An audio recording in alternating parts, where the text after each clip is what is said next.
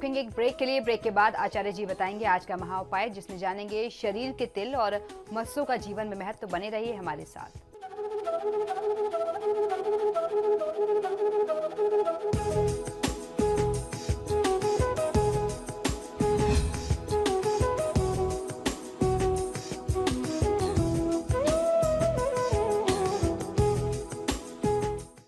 Break के बाद एक बार फिर से आपका स्वागत है। चलिए अब आचार्य जी से जान लेते हैं आज का महा उपाय।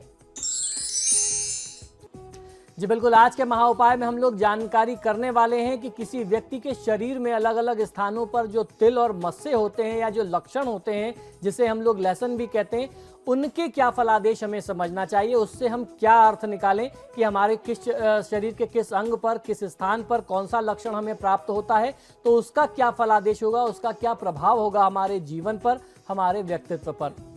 किसी भी व्यक्ति के जीवन में ज्योतिष, वास्तु या दूसरे शास्त्रों का जितना महात्म है, अंग विज्ञान का महात्म भी किसी भी प्रकार से कम नहीं होता, उसका महात्म भी उतना ही होता है। अंग विज्ञान ही हमें बताता है कि अमुक व्यक्ति का शरीर लक्षण ऐसा होगा तो व्यक्ति कैसा होगा, उसकी प्रवृत्ति, उसकी प्रकृति, उसका स्वभाव, उसकी सोच, उसके इरादे, उसकी कार्यशैली इत्यादि किस प्रकार की होगी। अंग विज्ञान में तिल, मस्सा, लहसन जिसे लक्षण कहते हैं, आपने देखा होगा कि चकत्ते इत्यादि लोगों के शरीर पर होते हैं। और कई बार भंवरी आपने देखी होगी कि बाल में कई बार सिर में बन जाती है, कई बार शरीर के अलग अलग हिस्सों में बालों से भंवरी बनी होती है।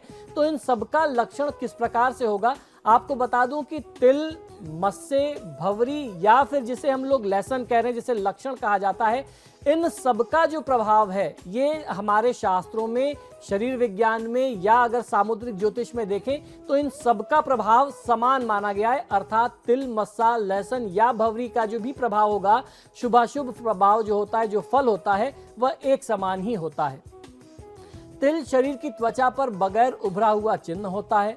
मस्सा जो है धनिये के दाने के आकार का उभरा हुआ एक काला सा चिन्ह होता है, आपने अक्सर लोगों के शरीर पर देखा होगा। लहसन जो होता है वह त्वचा पर परछाई नुमा चिन्ह होता है। इसी लहसन को अक्सर लोग लक्षण भी बोलते हैं। आम बोलचाल की भाषा में इसे लक्षण कहा जाता है, जिससे इसका नाम लहसन पड़ा होगा, ऐसा मैं समझता हूँ। और भंवरी अंग विज्ञान में बालों के गोल वृत्त को कहा जाता है। आपने अक्सर देखा होगा कि लोगों के बालों में बहुत ज्यादा भंवरी बनती है या शरीर के दूसरे अंगों पर भी बालों के बीच में भंवरी बन जाती है। विभिन्न अंगों पर तिल आदि चिन्ह के लक्षण और उनके फल जो है वह अलग अलग होते हैं, विभिन्न प्रकार के होते हैं। आपको एक बात आज यहाँ बता देना आवश्यक समझता हूँ कि स्त्रियों का बायां अंग और पुरुषों का दायां अंग जो होता है वह अंग शास्त्र में शुभ माना गया। यानी पुरुषों के लिए, मेल पर्सन्स के लिए राइट साइड और फीमेल्स के लिए लेफ्ट साइड का जो है वो बहुत शुभ संकेत माना जाता है। मस्तक जिसे माथा कहते हैं या ललाट भी कहते हैं, वैसे ये शरीर का सबसे महत्वपूर्ण अंग होता है। मस्तक पर तिल आदि चिन्ह हो तो व्यक्ति इसके शुभ अशुभ फल जानने के लिए बहुत ज़्यादा ललायित रहता है, क्योंकि ये सबसे ज़्यादा दिखता भी है। कोई भी आपसे मिलेगा तो उसको सबसे पहले आपके मस्तक के जो भी लक्षण होंगे वो दिखेंगे। व्यक्ति के मस्तक या ललाट की दाईं ओर अगर तिल होता है, तिल आदि चिन्ह है, तो वह बहुत ऐश्वर्यशाली एवं भाग्यशाली होता है। बाईं ओर अगर कोई तिल इत्यादि चिन्ह होने पर व्यक्ति इसका साधारण फल प्राप्त करता है। स्त्रियों में बाईं ओर का चिन्ह जो है वह उनको ऐश्वर्यशाली बनाता है। यानी अगर फीमेल्स के लिए लेफ्ट साइड में है तो वो उनके लिए बहुत ज़्यादा लकी हो सकता है, और मेल्स के लिए जो है वो राइट साइड का बहुत ज़्यादा लाभकारी होता है।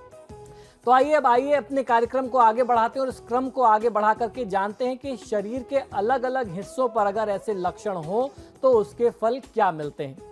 माथे पर अगर इस प्रकार के कोई लक्षण आपको मिलते हैं तो आपके बलवान होने का, आपके भाग्यवान होने का यह संकेत होता है। अगर किसी व्यक्ति की ठुड्डी पर ये लक्षण होता है तो स्त्री से प्रेम नहीं होता, खासतौर पर पुरुषों के लिए। दोनों बाहों के बीच में अगर ऐसे लक्षण होते हैं तो उनको यात्राएं बहुत ज़्यादा होती हैं। अगर आपके भौहों के बीच में ऐसे लक्षण हैं तो आपकी यात्रा बहुत ज़्यादा होगी, आप बहुत फ्रीक्वेंट ट्रैवलर होंगे, और ये महिला और पुरुष दोनों के लिए समान रूप से लागू होता है, क्योंकि ये शरीर के बीचों बीच का लक्षण है। अगर किसी दाहिनी आंख पर किसी व्यक्ति को ऐसे लक्षण मिलते हैं तो उनको स्त्री से प्रेम मिलता है। बाईं आंख पर अगर ऐसा लक्षण रहता है, कोई तिल है, कोई मस्सा इत्यादि है, तो महिलाओं से, स्त्री से कलह की स्थिति रहती है, आपका जीवन जो है कलहपूर्ण रहेगा, ऐसा उसका फल समझना चाहिए। किसी व्यक्ति के दाहिनी गाल पर अगर आपको ऐसा लक्षण दिखता है तो वह व्यक्ति धनवान खुद को समझे, ऐसा हमारे धर्मशास्त्रों का मत है। वहीं बाएं गाल पर अगर आपको ऐसा लक्षण प्राप्त होता है तो ये खर्च को दर्शाता है, किसी व्यक्ति के खर्च को बताता है। ऐसे व्यक्ति बहुत ज़्यादा खर्चीले होते हैं, या यूं कहें कि उनका खर्चा बहुत बढ़ जाता है। होठों पर ऐसा अगर आपको कोई तिल मिलता है या ऐसे कोई लक्षण मिलते हैं तो उसको काम विषयों में बहुत ज़्यादा वासना होती है, वो वासना में रत रहने वाले व्यक्ति होते हैं। कान पर अगर ऐसा कोई तिल मिलता है, ऐसा कोई लक्षण मिलता है तो वह अल्पायु होते हैं। गर्दन पर अगर किसी व्यक्ति को ऐसे कोई लक्षण मिले जिसमें तिल हो, कोई उनके शरीर पर कोई लक्षण इत्यादि हो, तो वो बहुत आराम तलब होते हैं, काम अपनी इच्छा से करने वाले होते हैं, किसी के दबाव में, किसी के कहने में आते नहीं हैं। जब उनकी इच्छा होती है तब वो काम करते हैं, आप उनसे दबाव देकर के काम नहीं करा सकते। किसी व्यक्ति की दाहिनी भुजा पर अगर आपको कोई इस प्रकार के लक्षण मिलते हैं, तिल, मस्से इत्यादि मिलते हैं, तो मान प्रतिष्ठा का यह संकेत होता है। उस व्यक्ति को मान प्रतिष्ठा पूरे जीवन भर पर्याप्त प्राप्त होती है। वहीं बाईं भुजा पर अगर किसी व्यक्ति को इस प्रकार के लक्षण मिलें तो व्यक्ति के झगड़ालू होने के संकेत होते हैं। नाक पर अगर कहीं किसी व्यक्ति को ऐसे लक्षण मिलते हैं तो यात्रा तो होती ही है, वह व्यक्ति बहुत ज़्यादा सौभाग्यशाली भी माना जाता है। अगर किसी व्यक्ति की छाती पर दाहिनी तरफ ऐसे तिल मिल जाएं या ऐसे कोई भी लक्षण मिले, इनमें से तीनों चारों में से कोई भी लक्षण अगर दर्शित होते हैं तो समझ लीजिए कि स्त्री से प्रेम प्राप्त होता है। वहीं बाईं छाती पर अगर इस प्रकार के कोई लक्षण प्राप्त होते हैं तो स्त्री से बहुत ज़्यादा झगड़े और वाद विवाद की स्थिति आजीवन आपके लिए रहती है।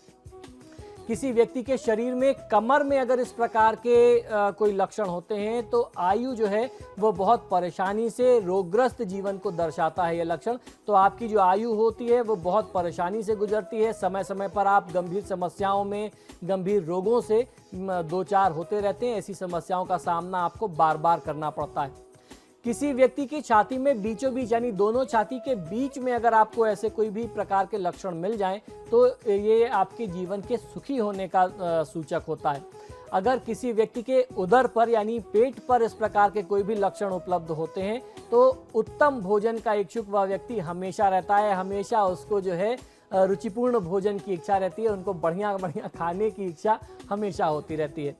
कुछ लोगों के पीठ पर इस प्रकार के लक्षण होते हैं, तिल भी हो सकता है, मस्सा भी हो सकता है, और उनको कुछ दूसरे लक्षण भी होते हैं। प्रायः उनको यात्रा में जो है बहुत ज़्यादा रहना पड़ता है, ना चाहते हुए भी उनको यात्राएं बहुत करनी पड़ती हैं, और यात्राएं जो होती हैं वह कष्टकारी होती हैं, ये इसका अर्थ होता है। किसी व्यक्ति की दाहिनी हथेली पर अगर तिल हो तो निश्चित ही वो बहुत बलवान होता है, और पुरुषार्थी स्वयं को समझना चाहिए ऐसे लोगों को। कई बार हथेलियों में ऐसे भी तिल होते हैं कि जब आप मुट्ठी बंद करते हैं तो वो आपके हाथ के अंदर, मुट्ठी के अंदर आते हैं, इससे आपके धनवान होने का सूचक होता है।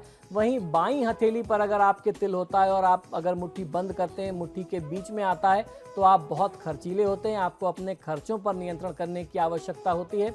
दाहिने हाथ की पीठ पर, यानी हाथ के पीछे की तरफ अगर आप देखें, अगर वहां पर आपको कोई इस प्रकार के लक्षण मिलते हैं तो ये धनवान होने का संकेत है। और बाएं हाथ के अगर आप पिछले स्तर पर देखेंगे, उधर अगर आपको कहीं कोई तिल या इस प्रकार के लक्षण मिलते हैं तो आप कम खर्चीले होंगे।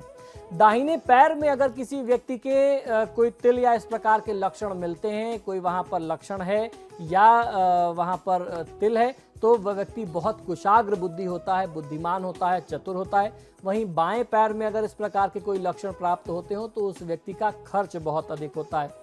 किसी भी व्यक्ति के शरीर पर 12 से ज़्यादा तिल का होना बहुत अच्छा नहीं माना जाता। इस 12 में सभी चीज़ें आती हैं, इसमें लक्षण भी सम्मिलित हैं, तिल भी सम्मिलित हैं और मस्से भी सम्मिलित होते हैं। 12 से कम तिलों इत्यादि इन लक्षणों का होना शुभ फलदायी माना गया है।